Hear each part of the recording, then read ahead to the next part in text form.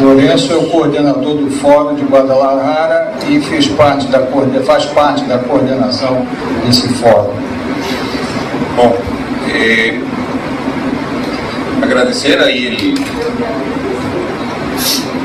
todo el trabajo de Luis Sergio y de la Central que hizo posible este foro.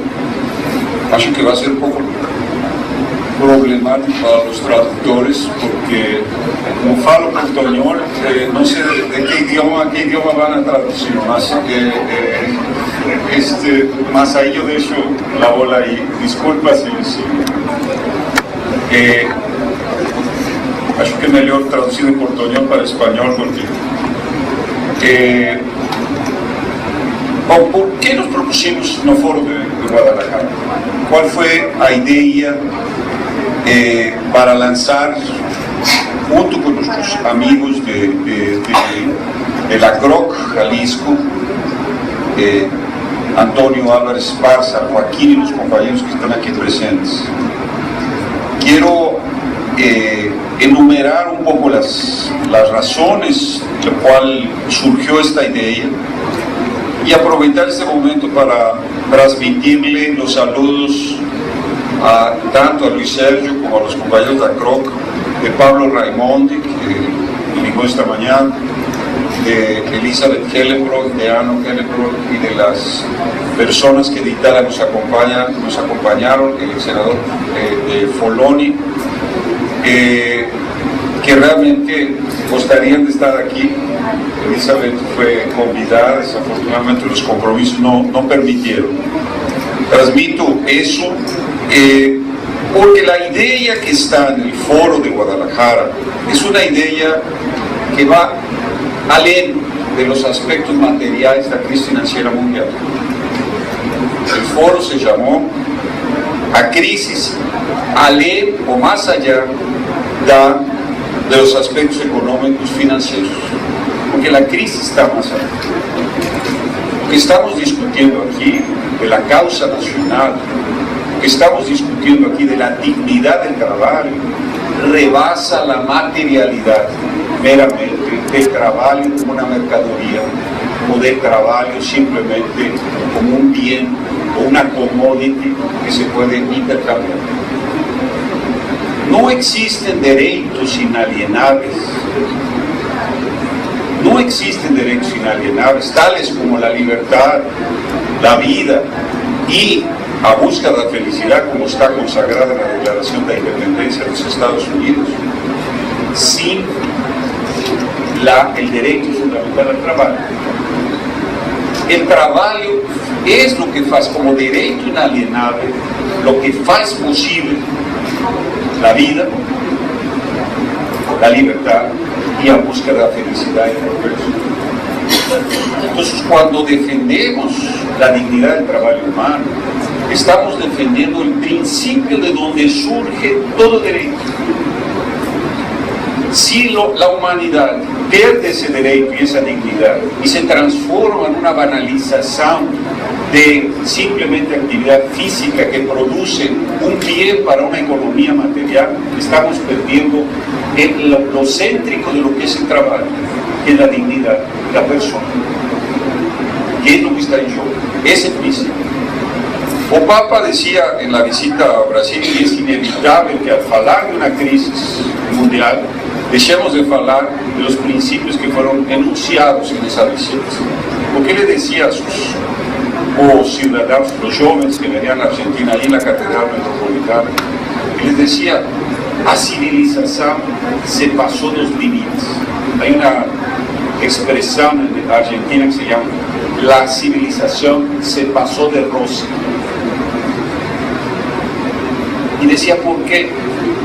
Porque esta civilización de descarte, esta civilización de simplemente las cosas se pueden descartar, está descartando dos cosas, el velho y está descartando o jovem. ¿Y cómo está descartando el velho? Está atacando las aposentadorias, está atacando la posibilidad de que la población antigua pueda contribuir. ¿Con qué? Con la memoria, con la historia, con los valores de familia.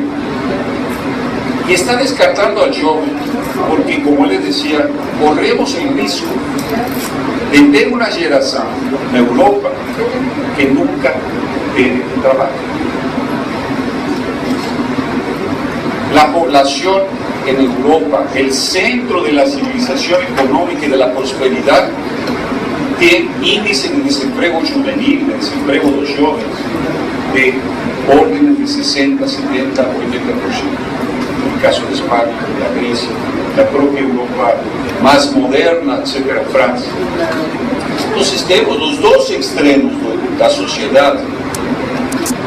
Uno que representa la memoria de una sociedad, la historia de una sociedad que está siendo descartada, y los jóvenes que representan la esperanza y el futuro de esa sociedad.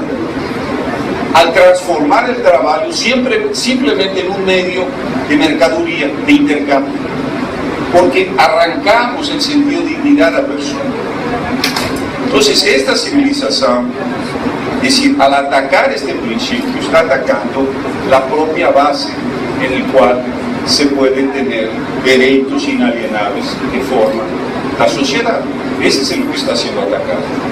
Entonces, defender el trabajo, defender las organizaciones sindicales y los derechos adquiridos, es defender la propia nacionalidad que se levantó para defender de forma, podemos decir, especial, el futuro, la historia y el futuro de una nación. No existe proyecto nacional, no existe nacionalidad si no defendemos el trabajo humano, las organizaciones y los derechos adquiridos. A nación desaba si se ataca eso. Ahora, nós vivimos en este momento, volviendo a esta idea de la rosca, pasó la rosca, quemó la rosca, es decir, la civilización le dio de más, se pasó del límite en esta cuestión de los derechos.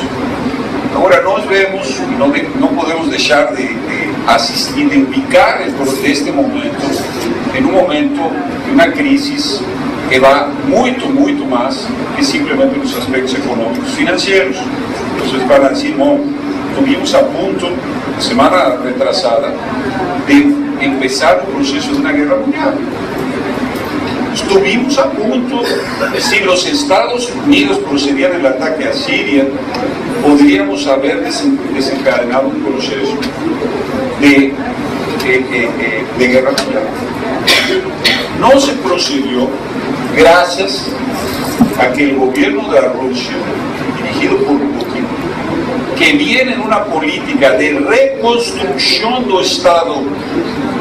Estado Nacional Ruso, no dentro de una óptica marxista o comunista, sino del Estado histórico de Rusia, reconstruyendo su capacidad en la población, la situación espiritual, dónde están las raíces que hoy falaba Aldo Rebelo, el ministro, cuando decía, estamos defendiendo esas raíces, no solo económicas, de los bienes materiales construidos de la nación, del patrimonio, sino sobre todo del patrimonio cultural, espiritual de la población. Y eso efectivamente tienes este nivel en Rusia. Y ofreció, es una jugada, que dicen ahí, Putin es un ajedrecista, xadrecista, que entiende de estrategia en el cual le puedes perder una pieza de corto plazo para tener un daño al frente. Obama solo entiende de clavar en el básquet. Es decir, son dos culturas en el sentido de cómo preservas, es decir, cómo puedes intervenir en los asuntos mundiales. Y esto es muy serio. Por lo pronto, fue una tremenda victoria, incluyendo, quiero mencionar la carta que inclusive mandó al New York Times. ¿Y qué dice en esa carta? Muy interesante. Es una pieza que ustedes deben guardar, porque será una pieza de la historia universal que va a marcar un punto de inflexión en la crisis. Porque le dice, hemos construido, peleamos la guerra contra el nazismo juntos, después vino la Guerra Fría, vinieron una serie de elementos. Y termina diciendo lo siguiente: los Estados Unidos no son conocidos por su sistema democrático, por las libertades que ellos tienen. Ellos no son conocidos, yo agrego, por los derechos inalienables que están en la Declaración de Independencia de 1776 de los Estados Unidos, documento histórico, independientemente de si gustamos o no del poder y del ejercicio del poder americano. Más tenemos que reconocer esos elementos fundamentales. Y él dice, no se conoce por eso los Estados Unidos, se conoce por la arbitrariedad y las intervenciones militares y la violencia que se realiza. Veniendo de una carta muy corajosa, muy fuerte, y termina diciendo, me preocupa, el presidente Obama, del cual nos hemos acercado, del cual yo comparto responsabilidades mundiales, el fato de que él fale del excepcionalismo americano, que él incentive la población de su país, el fato de que los Estados Unidos son excepcionales en relación al resto del mundo. Y le termina la carta diciendo lo siguiente: y cuando oramos por Dios, tenemos que saber que Dios nos dio iguales, pequeños, grandes, pobres o ricos, Dios nos dio iguales. Atacar el excepcionalismo americano no es simplemente una figura de retórica. ¿De dónde viene el excepcionalismo? El excepcionalismo creó el colonialismo. No hoy somos eleitos por Dios para gobernar el mundo. Era el discurso de Inglaterra y de Holanda, ¿no?, cuando impone el sistema colonial. No hoy podemos esclavizar porque no somos más expertos de Dios. Dios nos eligió para gobernar el planeta. Entonces está atacando el presidente Putin diciendo, no aceptamos eso. Hasta aquí el colonialismo exactamente se basó en esa concepción. Ese es el excepcionalismo. Viene exactamente de la hegemonía de los poderes coloniales, cuando Inglaterra y Holanda derrotaron al imperio, a las potencias ibéricas, y establecieron el sistema liberal de economía. Establecieron las leyes que vinieron a sustituir otros derechos que venían siendo trabajados en el poder ibérico, como el poder de los gremios, ciertos derechos de políticos. Y se introdujo el liberalismo económico y social en las instituciones políticas del planeta, basado en esa concepción calvinista de que había gente más igual que otra. Entonces, esto nos lleva a una reflexión. Lo que está en juego en este momento en la civilización, al ser atacada la dignidad del trabajo, que es la base fundamental primaria de la dignidad del hombre. Eso es lo que está desde el Génesis. El trabajo es un derecho original del hombre. Es un derecho inalienable dado por Dios al hombre. Tú no puedes atacar la dignidad del trabajo sin estar atacando el orden natural creado por Dios. Es un ataque al proceso de civilización. Entonces, ¿qué es lo que existe en esta cuestión? Es decir, no estamos en un periodo, yo podría decir, apasionante, porque estamos viendo confluencia en ciertos procesos históricos que muy pocos tienen la posibilidad de vivir en la historia, pero al mismo tiempo muy peligrosos, muy crueles, muy tristes, por lo que vemos exactamente en la miseria, en esta cuestión de perder generaciones de jóvenes sin trabajo, o de vellos que están siendo retirados los fondos de pensión, o agregando años para las apresentadorías, alegando que no hay suficientes jóvenes. ¿Mas qué creó la falta de jóvenes en trabajo? Hay jóvenes y no hay empleo. Por lo tanto, no hay forma de que ellos contribuyan para que la sociedad siga alimentando sus bellos. Una perversidad, más una cosa peor. Se hizo el control natal, se promovió la política de controlar, de aborto tal, diciendo que eso iba a comprometer el futuro de la humanidad, etc. Lo único que vino a comprometer es el futuro de los derechos adquiridos. Porque en el momento que una familia no puede reponer en la sociedad con los hijos, está condenándose a sí mismo esa familia a no tener exactamente la posibilidad de tener sus derechos. Eso fue lo que hizo la política malthusiana. Entonces estamos llegando a ese extremo. Confluyen tres procesos en esto, muy interesantes. Porque ¿qué estamos viendo? Primero, a partir de 1991, básicamente como efecto de la queda de Berlín y la disolución del Imperio Soviético y todo el problema comunista, surge la idea de un nuevo gobierno mundial. El presidente Bush, incluso aquí, de la mano del senador Fernando Henrique Cardoso, en el Congreso brasileño, de la mano del presidente no del presidente, del entonces senador, en el gobierno de Collor, en 1991, anuncia el nuevo orden mundial. ¿Y qué era ese nuevo orden mundial? Atacar las bases del Estado Nacional Soberano. Era atacar las Fuerzas Armadas, era tirar los programas de tecnología de las Fuerzas Armadas, era atacar las empresas públicas, las grandes empresas públicas, Petrobras, Vale de Río 12, etc. Era atacar incluso la posibilidad de que la población se pueda autodefender con las campañas de desarmamento civil. Atacaron todas las instituciones, incluso las bases de la propia iglesia. Atacaron esas bases y atacaron los derechos al trabajo. Esas fueron las bases de ese nuevo orden mundial. Un nuevo orden mundial que comienza con las agresiones en Irak, en la guerra del Golfo, continúan las agresiones en la antigua Yugoslavia, continúa después con la guerra, después del 11 de septiembre, la guerra y la destrucción de Irak, continúa con la agresión en Afganistán y ahora hizo el ataque en Libia, independientemente de que el ciudadano Gaddafi, más con un propósito: controlar los recursos naturales del planeta de una forma centralizada. Petróleo, gas, recursos minerales.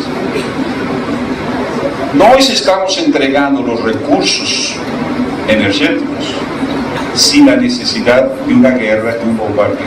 Ese es el asunto.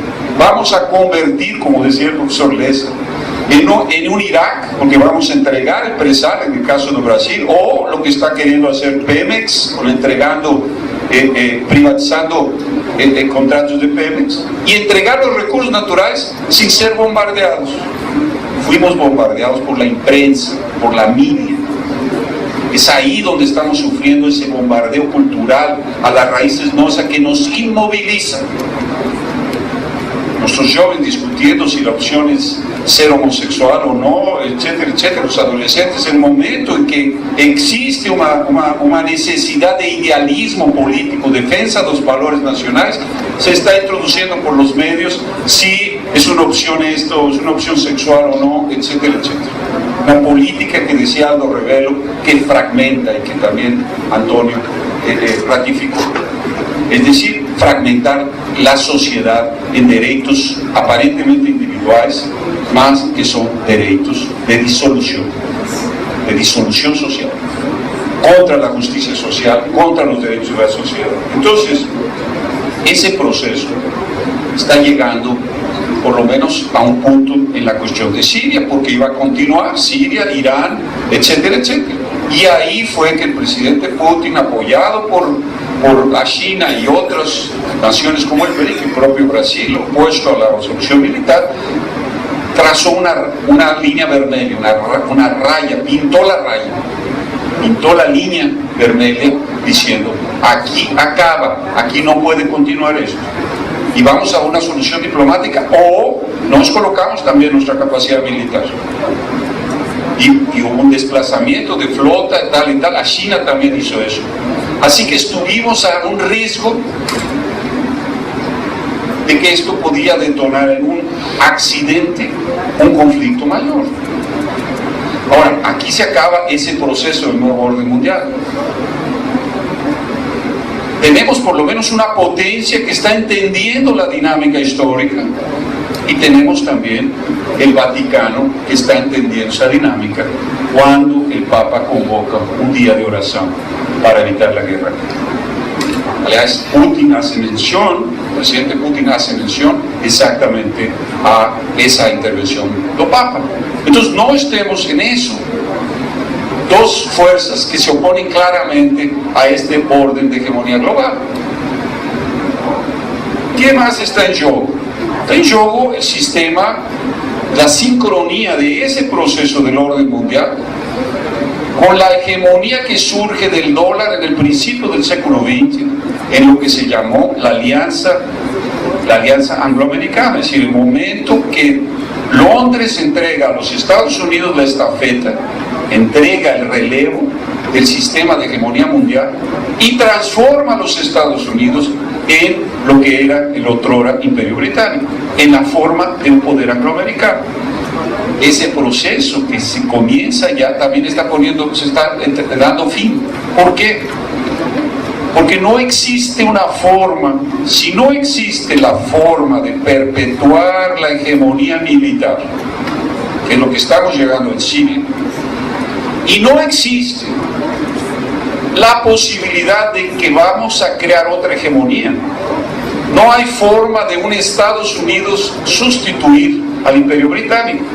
Por lo tanto, no hay forma de que el sistema se perpetúe en la forma que se perpetuó la libra esterlina en el dólar. Estamos yendo hacia una sociedad en la que vamos a tener un conjunto de monedas circulando basado en la soberanía y la capacidad de desenvolvimiento de regiones. América del Sur, tenemos la esperanza de que si tenemos peso específico, traer a México de vuelta a donde nunca debió de haber salido, porque México era esperanza, guía de lucha en los foros internacionales, independientemente de la realidad de vivir junto al imperio, tenía esa posición de dignidad en los foros internacionales, pues que no tiene más.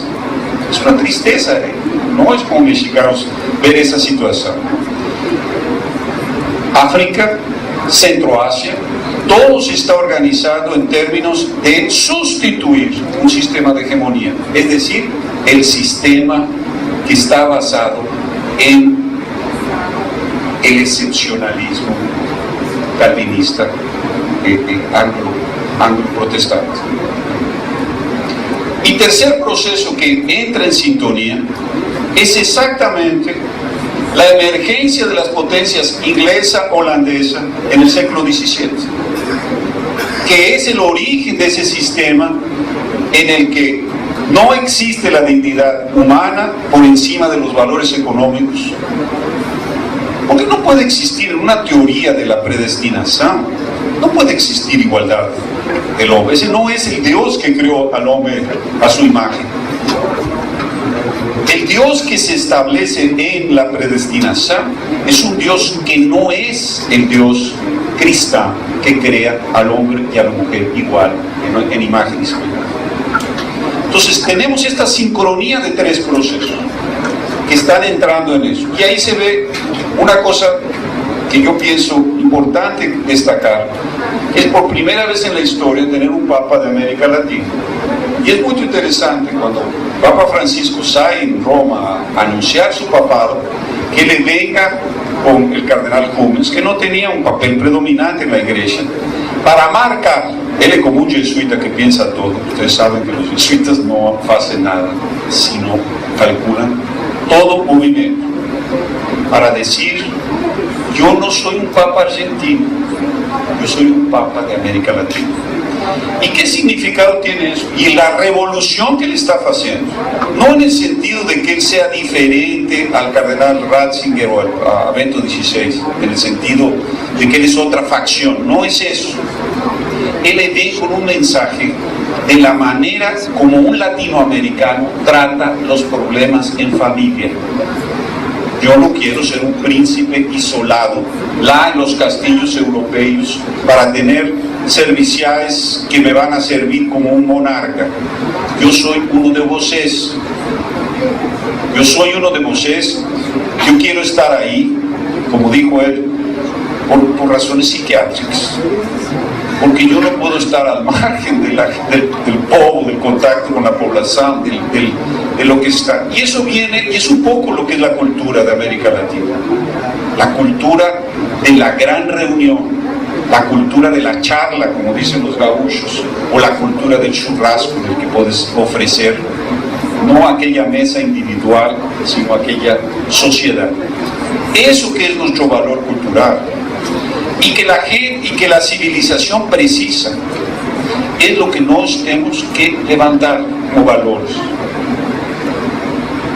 En el principio del siglo XX, un grande pensador mexicano, que era José Vasconcelos, después ministro de Educación, un revolucionario, no de la facción que a mí yo gustaba, que era más era un revolucionario, que fue ministro. Él vino a Brasil en 1920, por ahí, 1920, y él vio a Brasil, y él escribió un texto que se llama La raza cósmica.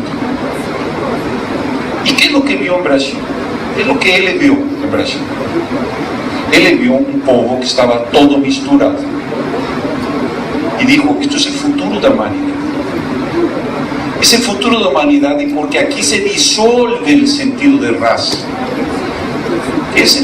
Se falaba hoy de mañana, es decir, el problema del mestizaje. Dos grandes naciones mestizas, México y Brasil, como dos ejemplos. Ese es nuestro patrimonio que ahora quieren, por razones étnicas, con el problema indígena, con el problema de la negritud, con la cuestión multicultural que decía Aldo Rebelo, etcétera, etcétera, fragmentar el poder que tiene el etos civilizatorio de América Latina, en especial Brasil. Es un ejemplo, lo decía aquel escritor cuando faló Brasil, nación del futuro, exactamente igual. Decía, nós europeos estamos discutiendo los problemas de la superioridad racial, de la eugenía, etcétera, y en Brasil está resuelto esa polémica, ninguém está discutiendo un problema racial. O lo que decía el gran historiador do Imperio, que después se convierte al catolicismo y al final de su vida dice una cosa muy interesante: si alguna vez tenemos una fraternidad universal, que es el ideal de la humanidad, no será gracias a nos imperiales ingleses o holandeses, será gracias a los españoles y a los portugueses que supieron convivir con los nativos.